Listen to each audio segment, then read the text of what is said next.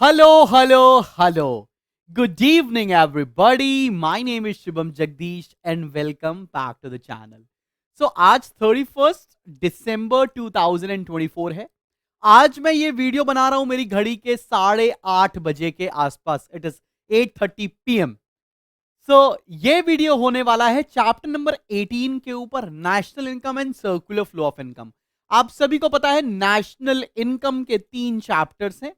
तो 3 वीडियोस आपको मिलने वाले हैं इस पर्टिकुलर चैप्टर के अंदर.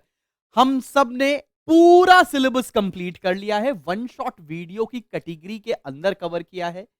तो भाई आपका सारा सिलेबस मैं कंप्लीट करा चुका हूं. बस ये 3 चैप्टर आपको अब लगातार मिलने वाले हैं. आप कैसा महसूस कर रहे हैं जरूर बताइएगा. And wish you a happy new year. तो चलो बॉस, शुरू करने जा रहे हैं नेशनल इनकम का basically circular flow of income का टॉपिक. आपको एक बात बताना चाहता हूं, अगर आपको इस पूरे चैप्टर के नोट्स चाहिए which is available free of cost मेरे एप्लीकेशन के ऊपर, obsession and entrance hub application का नाम है प्ले स्टोर के अंदर, एल्स आपको डिस्क्रिप्शन में लिंक मिल जाएगा, वहां से आप डाउनलोड कर सकते हैं. एंड पूरा वीडियो के साथ साथ आप नोट्स जरूर यूज करिए, बिकॉज वो नोट्स आपके लिए बहुत हेल्पफुल साबित होने वाले हैं.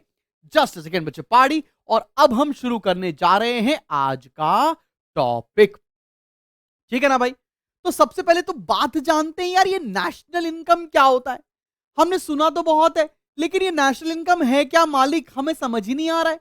देखो भाई क्या होता है, जब इंडिया में रहने वाले लोग कुछ प्रोड्यूस करते हैं, उनकी वैल्यू काउंट की जाती है, साथ में अगर विदेश से पैसा हमारे पास आता है उसको भी उसमें ऐड कर देते हैं, तो पूरे देश की इनकम निकल कर आती है. उस चीज को नेशनल इनकम बोलते हैं. लेकिन अब एग्जाम में पूछ लिया गया तो आपको नेशनल इनकम क्या लिखकर आना है, मैंने यहां पर हैंड रिटन नोट्स बनाए हैं आपके लिए. Money value of all final goods and services. यहां पे क्या लिखा है? Final goods and services. ये बहुत इंपॉर्टेंट है. Produce by normal residents of a country. जितने भी नॉर्मल रेसिडेंट्स हैं उन्होंने जो प्रोड्यूस किया उसका final value of goods and services, whether operating within the domestic territory of the country और आउटसाइड इन अ ईयर. अगर उसकी वैल्यू को काउंट कर देंगे तो आ जाएगा नेशनल इनकम. मुझे पता है तुमको बहुत सारे टर्म्स में दिक्कत आएगी, जैसे नॉर्मल रेसिडेंट्स क्या होता है, डोमेस्टिक टेरिटरी क्या होता है. तो टेंशन लेने वाली बात नहीं है, मैं बैठा हूं, मैं बताऊंगा तुमको एक एक बात. आओ जरा देखते हैं. सबसे पहली बात क्या है कि नेशनल इनकम को ना हमेशा मॉनिटरी टर्म्स में वैल्यू किया जाता है. जैसे बोल सकते हैं हमारे देश की जीडीपी या देश की नेशनल इनकम 10 लाख करोड़ रुपए है. ठीक है, लेट्स से. तो it is always expressed in monetary terms. किसी भी क्वांटिटी टर्म्स में नहीं वैल्यू करते, आईएनआर में, डॉलर्स में, इस तरह वैल्यू करते हैं. फाइनल गुड्स एंड सर्विसेज का ही सिर्फ और सिर्फ यहां पर कैलकुलेशन लिया जाता है.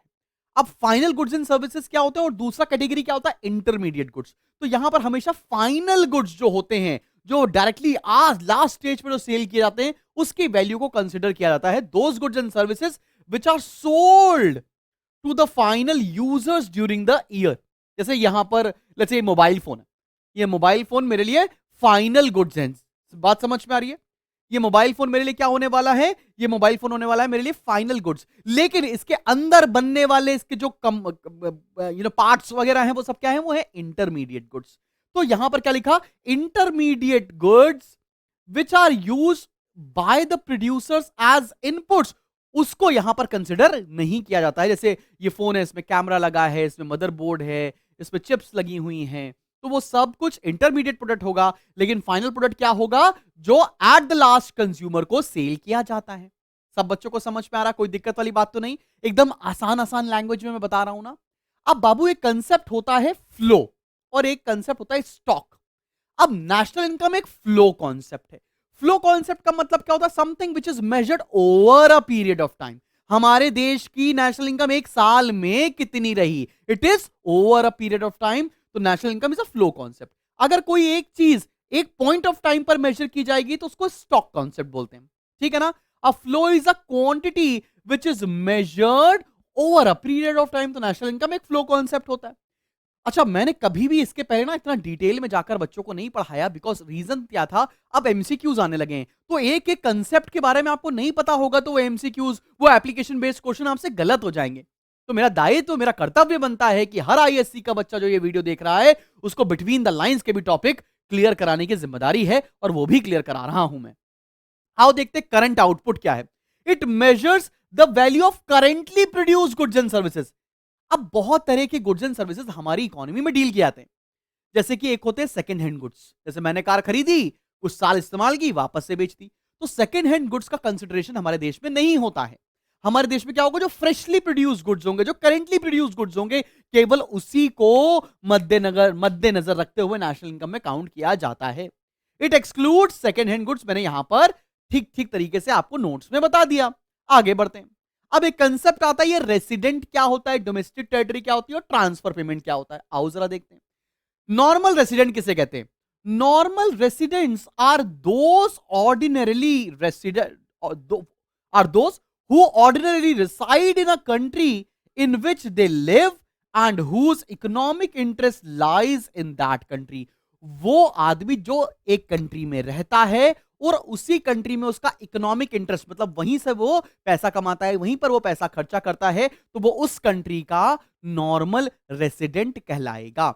जैसे अगर मैं मान लो दुबई में रहता, नहीं रहता हूं, इंडिया में रहता, लखनऊ के अंदर, मैं मान लो दुबई में रहता और दुबई में ही काम करता और गुजारा करता, तो मैं दुबई का नॉर्मल रेसिडेंट कहलाता। मैं इंडिया में रहता हूं, मैं इंडिया में लखनऊ में रहता हूं और यहीं पर मेरा बिजनेस है, यहीं से मैं पैसे कमाता हूं, यहीं पर मेरा इकोनॉमिक इंटरेस्ट है, तो मैं इंडिया का नॉर्मल रेसिडेंट कहलाऊंगा। अब ये डोमेस्टिक टेरिटरी क्या होती है?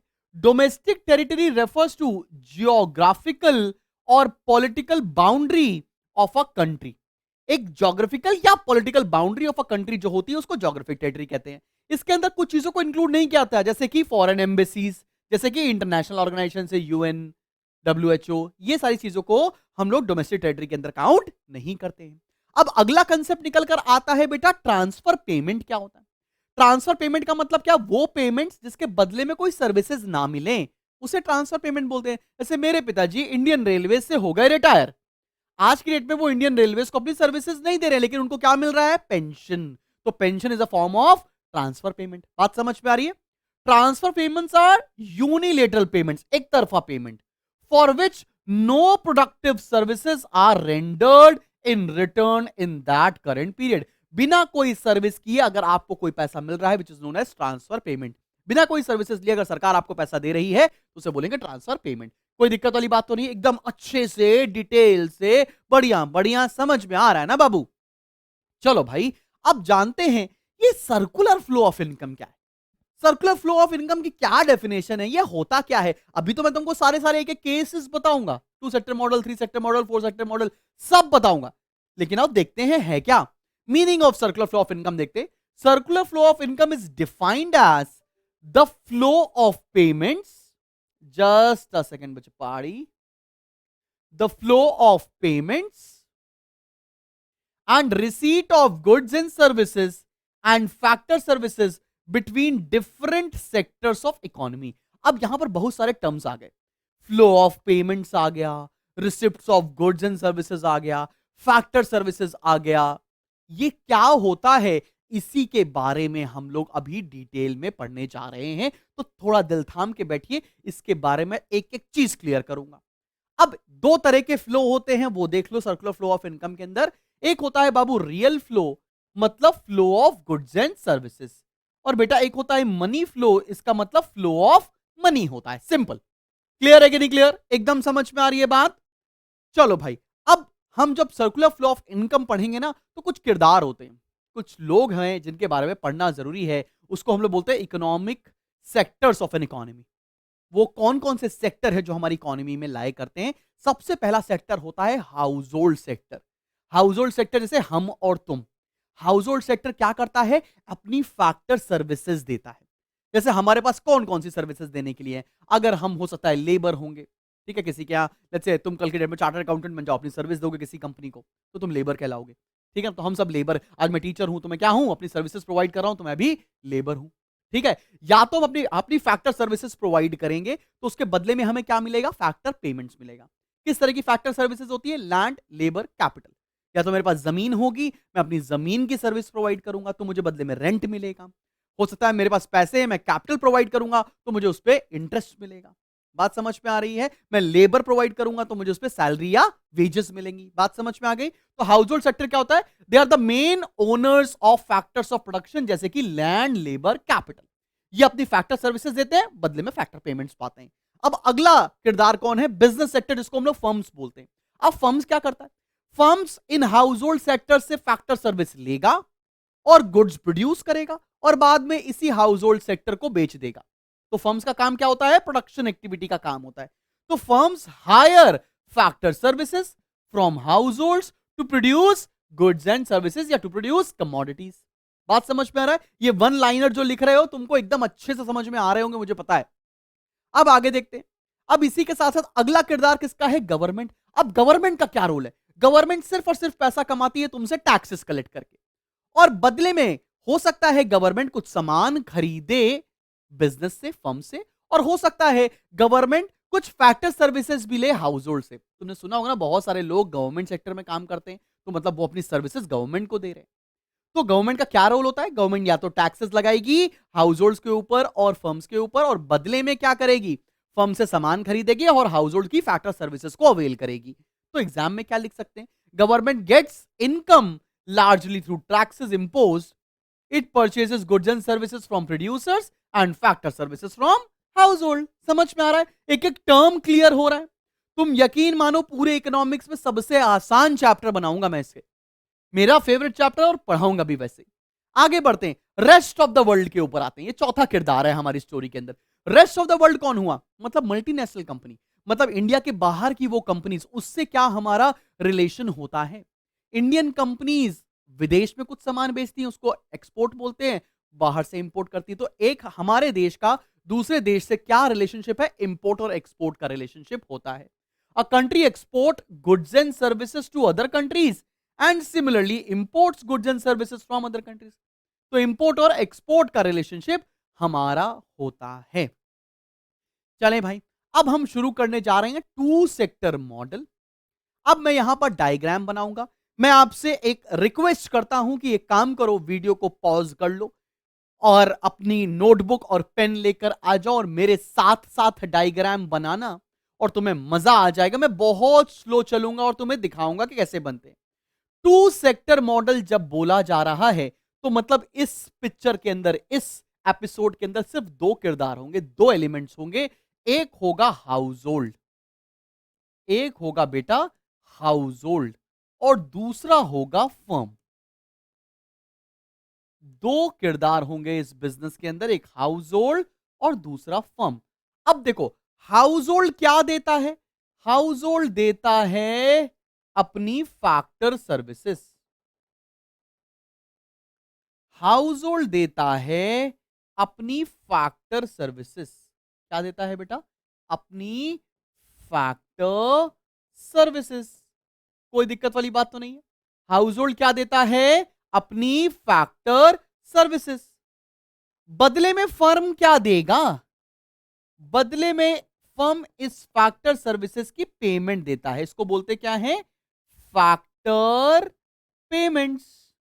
अब तुम डायग्राम में देखोगे, अगर इस सर्कुलर फ्लो में देखोगे, तो मैंने एक बोल्ड लाइन बनाई है, एक ये डॉटेड लाइन बनाई है। तो ये क्या सिग्निफाई कर रही है? जो मैंने ये बोल्ड लाइन बनाई है, ये बता रहा है कि ये रियल फ्लो है, मतलब flow of goods and services है। लेकिन जो मैंने ये डॉटेड से लाइन बनाई है, ये मनी फ्लो बता रहा है, मतलब फ्लो ऑफ मनी है। क्या बात समझ में आ रही है? हाउस होल्ड अपनी फैक्टर सर्विसेज देगा और बदले में फर्म फैक्टर पेमेंट्स देगा। कोई दिक्कत वाली बात तो नहीं? क्लियर? अब क्या होगा? फर्म अपनी गुड्स एंड सर्विसेज बेचेगा हाउस होल्ड को, तो इसको क्या लिख सकते हैं? Flow of goods and services. Firms ने गुड्स एंड सर्विसेज बनाया और किसको बेच दिया? हाउस होल्ड को। और अब हाउस होल्ड क्या करेगा? इस गुड्स एंड सर्विसेज का पेमेंट कर देगा। फ्री हैंड बनाना है, कोई कोई यहां पर तुम कंपास वंपास लेकर मत बैठ जाना बेटा, ठीक है ना? क्लियर? सबको समझ में आ रही है बात? तो इसे क्या लिख सकते हैं? Payment of goods and service. अब मुझसे बहुत सारे बच्चे बोलते हैं कि सर हमें याद नहीं होता, हमें याद नहीं होता, हमें याद नहीं होता। अरे तुम्हें याद क्यों करना है, या तो तुम्हें वो भी नहीं करती है, तो तुम बात समझो ना यार। ये डायग्राम प्रैक्टिस करो और इनके बीच का जो रिलेशनशिप है उस पर कमेंट करो, और कमेंट करने में तो तुम बढ़िया हो ही ना। तो तुम्हें क्या लिखना आएगा, हाउस होल्ड और फर्म का रिलेशनशिप क्या है, इसको इंग्लिश में लिख नहीं सकते हो, अगर एक्सप्लेन करने को आ गया तो क्या दिक्कत है। Household renders factor services to firms and in return they receive factor payments. Firms sell their goods and services to households and in turn receive payment for goods and services from households. ये relationship है. Flow of goods and services is shown by real flow is known as real flow, whereas flow of money is known as money flow. अब तुम इसको explain नहीं कर सकते हो, clear, खत्म भैया, इतना ही टॉपिक है। समझ में आ गया टू सेक्टर मॉडल। अब अगला आता है two sector model with savings and investment. अब यहां पर एक नया किरदार की एंट्री होने वाली है और अब तुम्हें आएगा मजा। एक नए किरदार की एंट्री होने वाली है और मैं बताता हूं। देखो भैया, टू सेक्टर मॉडल में मैंने बताया दो किरदार होते हैं, मतलब किरदार किरदार बोल रहा हूं इसलिए भैया पिक्चर देख के आया हूं इसलिए, है ना। अभी कोई पुरानी पिक्चर देख रहा था तो उसमें किरदार बोल लेते, तो मैंने कहा किरदार बोलूंगा अगली क्लास से। अरे मतलब दो एलिमेंट्स होते हैं ना, एक हाउस होल्ड है, दो लोग होते हैं ना, एक हाउस होल्ड है, एक फर्म है। यहां पर एक नया आदमी आ गया जिसका नाम है कैपिटल मार्केट। आसान भाषा में बैंक समझो इसको तुम, कैपिटल मार्केट। आसान भाषा में क्या समझोगे बेटा इसको तुम, इसको बैंक समझो, ठीक। अब बाकी सब कुछ सेम है। हाउस होल्ड क्या देता था, अपनी फैक्टर सर्विसेज। देखो भैया, हाउस होल्ड देता था अपनी फैक्टर सर्विसेज, बदले में क्या मिलता था फर्म से इसको, फैक्टर पेमेंट्स, ठीक है ना। फिर क्या होता था, फर्म देती थी अपनी flow of goods and services, flow of goods and service.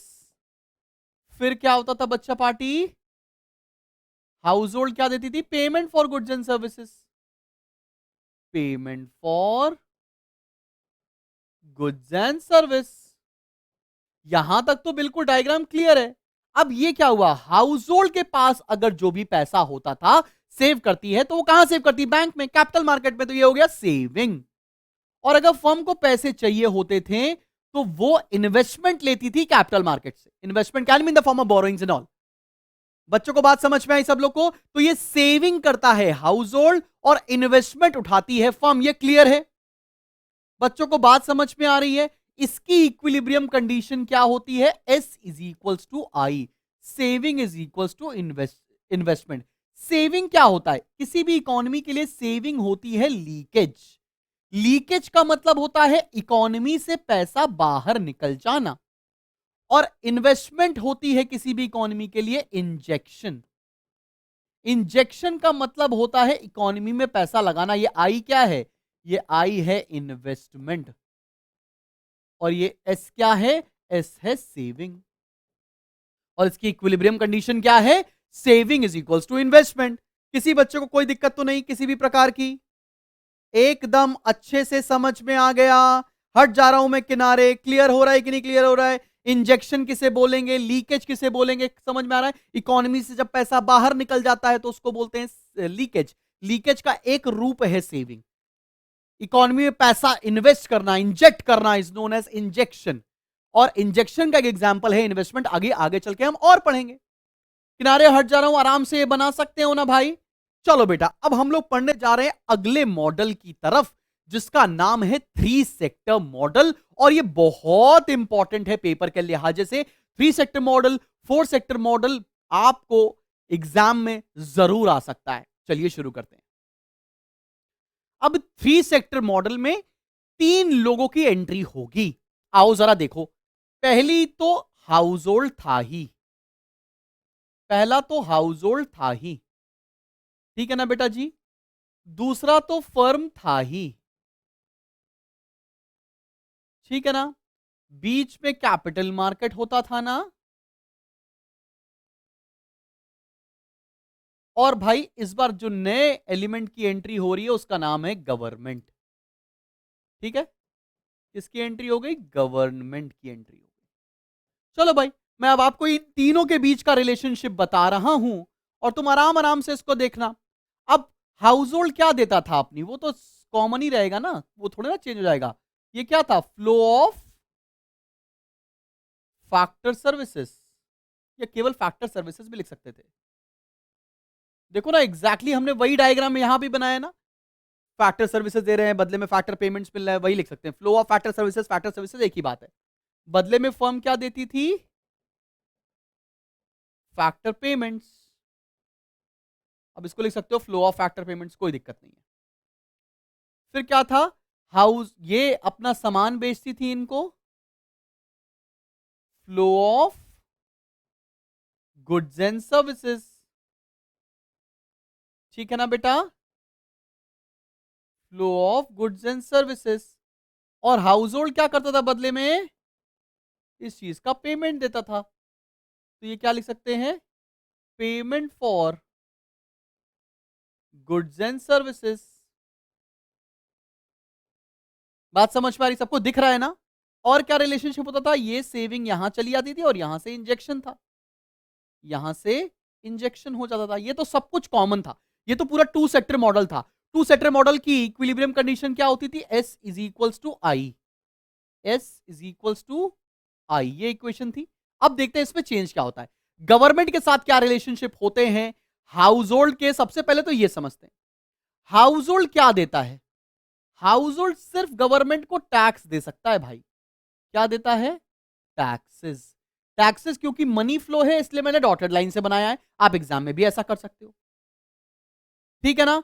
और गवर्नमेंट क्या देती है, गवर्नमेंट का भी क्या रिलेशनशिप है, गवर्नमेंट क्या देगी, या तो फैक्टर पेमेंट्स देगी। फैक्टर पेमेंट्स का मतलब क्या हो गया, हो सकता है बहुत सारे लोग गवर्नमेंट विभाग में काम करते हो।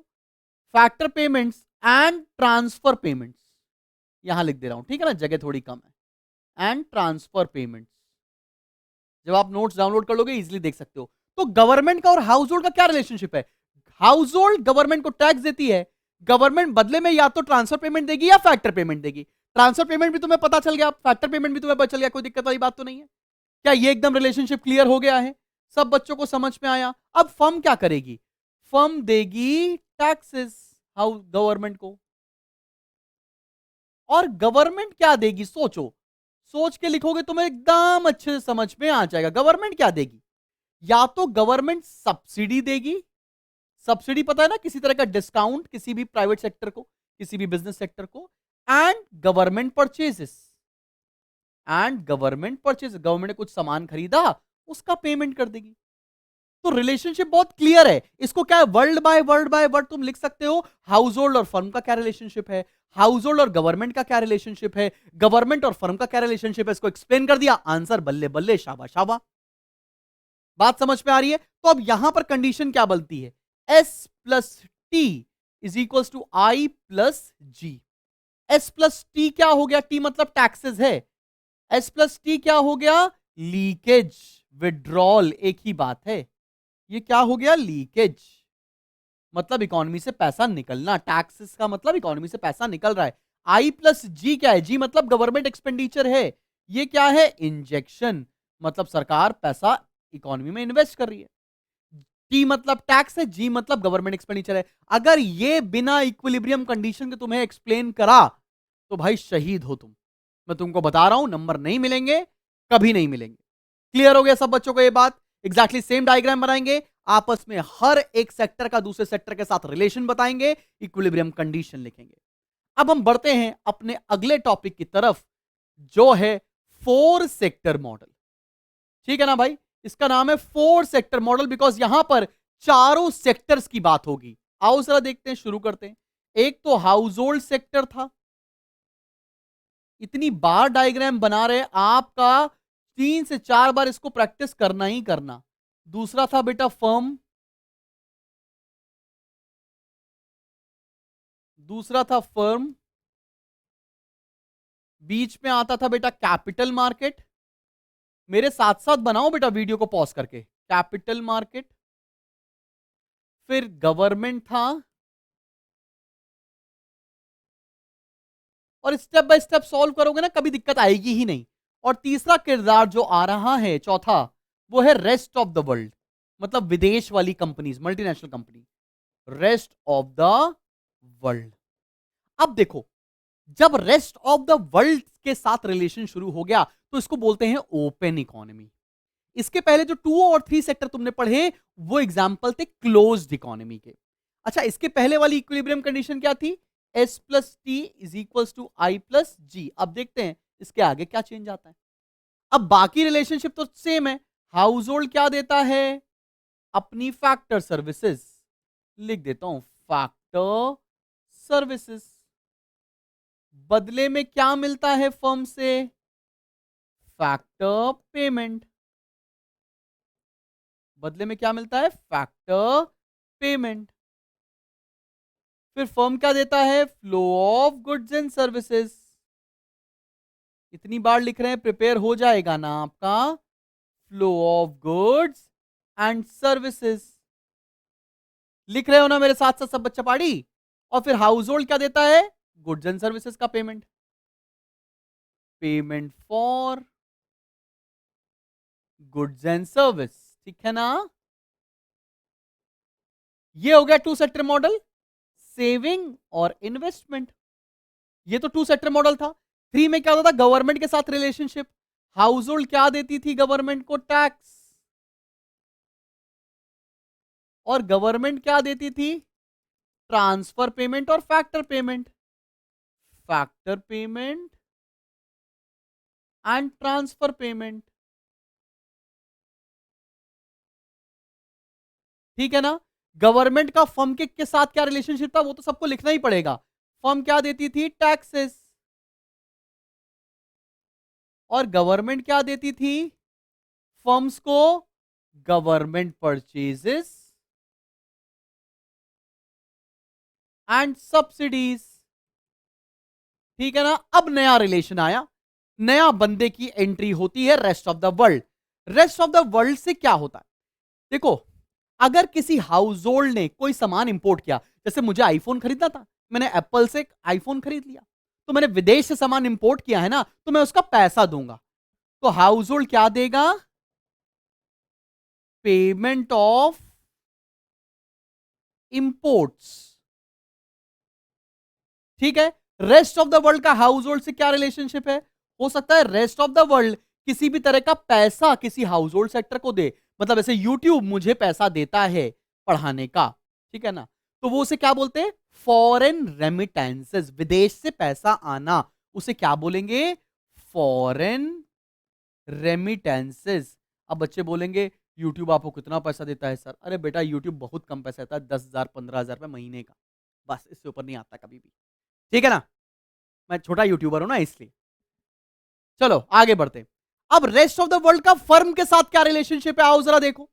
रेस्ट ऑफ द वर्ल्ड का फर्म के साथ इंपोर्ट और एक्सपोर्ट का रिलेशनशिप होता है। हो सकता है फर्म ने कुछ इंपोर्ट किया हो, उसका पैसा देना हो, तो उसे बोलेंगे पेमेंट ऑफ इंपोर्ट। और हो सकता है ये फर्म ने रेस्ट ऑफ द वर्ल्ड को कुछ सामान एक्सपोर्ट किया हो, तो उसका पैसा मिल जाए, तो उसे क्या बोलेंगे? Receipt from export. क्या बात समझ में आ रही है? तो फर्म का रेस्ट ऑफ द वर्ल्ड के साथ क्या रिलेशनशिप है? इंपोर्ट एक्सपोर्ट का। इतना ही हमारे सिलेबस में है। अगर इसके बियॉन्ड भी कभी पूछा जाए तो क्या लिखेंगे? गवर्नमेंट और रेस्ट ऑफ द वर्ल्ड का क्या रिलेशनशिप हो सकता है? टैक्सेस का। जो एक गवर्नमेंट का फर्म के साथ रिलेशनशिप होता है इंडियन फर्म के साथ, वही गवर्नमेंट का विदेश वाली फर्म से साथ भी रिलेशनशिप हो सकता है। लेकिन क्योंकि हमारी किताबों में बताया नहीं है तो उसको लिखकर भी नहीं आना। अब देखो, अगर हम कुछ इंपोर्ट करते हैं तो हमारा पैसा इकोनॉमी से बाहर चला जाता है, उसको लीकेज बोलते हैं। मतलब S plus T plus M, M मतलब import, is equal to I plus G plus X, मतलब एक्स मतलब एक्सपोर्ट।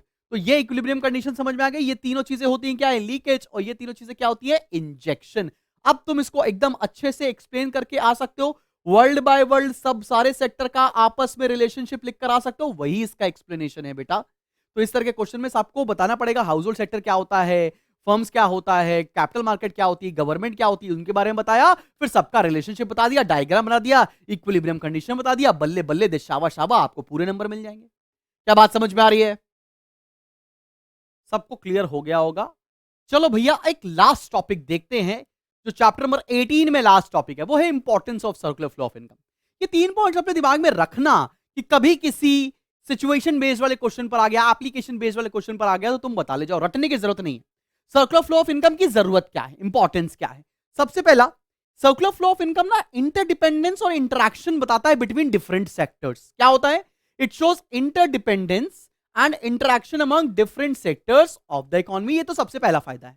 दूसरा क्या है? It is useful in measuring national income. National income के कैलकुलेशन के लिए भी बहुत इंपॉर्टेंट है सर्कुलर फ्लो ऑफ इनकम का पढ़ना। और तीसरा, ये इक्विलिब्रियम कंडीशंस के बारे में बताता है हमारी इकोनॉमी के। तो लास्ट लिख सकते हैं, it spells out equilibrium conditions, level of income in the economy. तो भाई ये था एक छोटा सा वीडियो, छोटा सा chapter, national income and circular flow of income. अब अगले चैप्टर पर आएंगे एग्रीगेट्स, और फिर एक और वीडियो आएगा जिसमें हम मेजरमेंट, जिसमें न्यूमेरिकल्स हम पढ़ा रहे होंगे। कैसा लगा ये वीडियो? जरूर से सारे इकोनॉमिक्स वाले बच्चे जो 2025 में पेपर देने जा रहे हैं उन तक शेयर करना आपका कर्तव्य बनता है, जैसे मेरा कर्तव्य है वीडियो बनाकर आप तक पहुंचाना, आपका भी कर्तव्य है। आई होप हम दोनों एक दूसरे के कर्तव्य को पूरा करेंगे। Wish you all the best. मिलते हैं बहुत जल्दी एक नेक्स्ट वीडियो के साथ। Keep smiling and keep learning. Wish you a very happy new year Indeed.